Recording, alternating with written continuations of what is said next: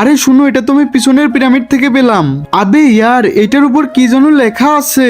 এটার উপর লেখা আছে এটাকে খুলো না, খুললেই তো শয়তান জেগে যাবে। তাহলে এটাকে খুলো না, এটাকে আমরা মিউজিয়ামে রেখে দিব।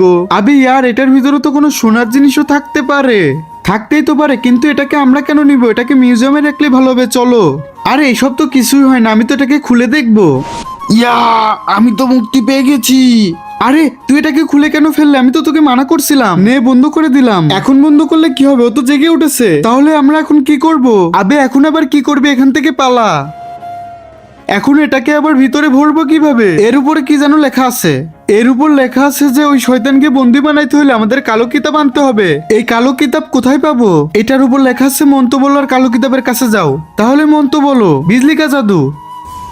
তুমি যদি তোমার মা বাবাকে ভালোবেসে থাকো তাহলে ভিডিওটাতে একটা লাইক করো এবং চ্যানেলটাকে সাবস্ক্রাইব করো। আর যদি লাইক সাবস্ক্রাইব না করো তাহলে বুঝে নেবো তুমি তোমার মা বাবাকে ভালোবাসো না।